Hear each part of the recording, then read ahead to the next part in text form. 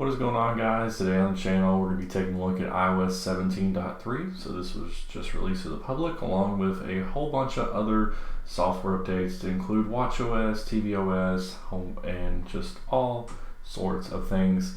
So today we're going to go over iOS 17.3 and talk about the new features here because there are several ones to talk about. So this update here on my iPhone 15 Pro Max came in at 772 megabytes, so not too terribly big of an update. So the first main feature here to do with this update is something we were promised when iOS 17 came out, but now they have finally added it here in the software. So that is called stolen device protection.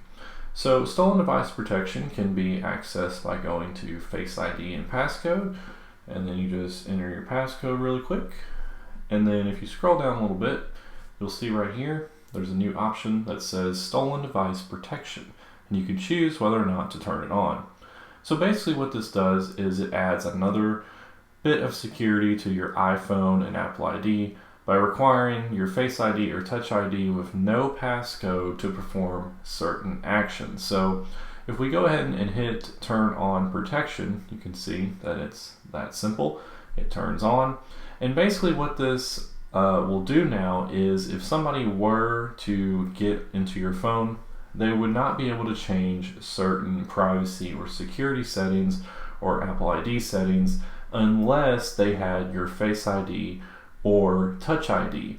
So for example, if we go to turn off protection, you notice that it used my Face ID up there in order to actually turn it off.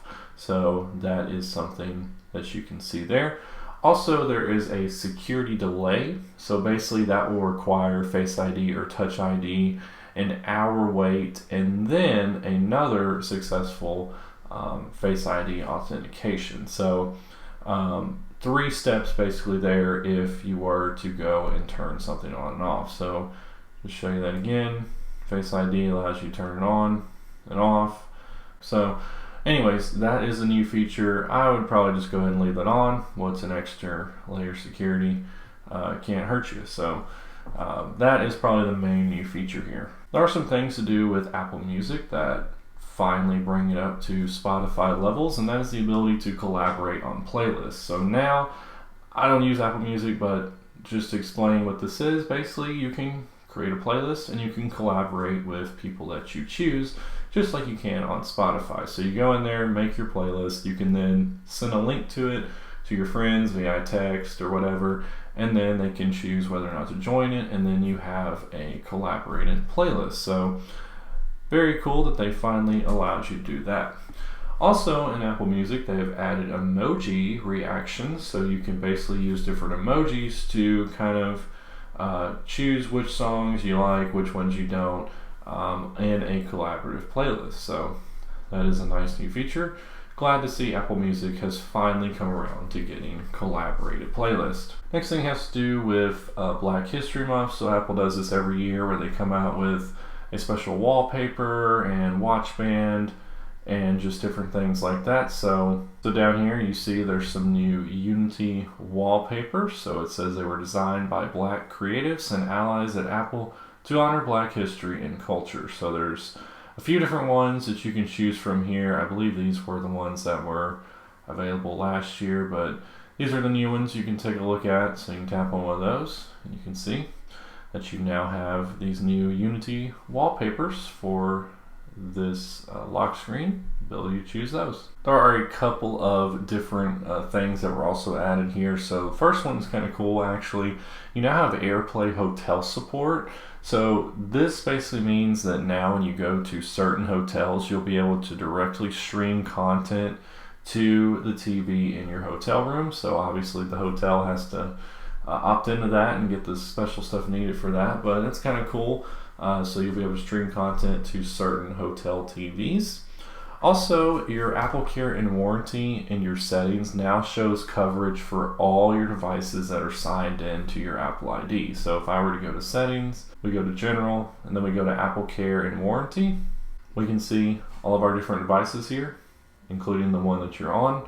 So you can see whether or not the coverage has expired for any of those devices, and then you can tap on them to get more information, basically ways to get help fixing those devices. So you can now see that in your settings there.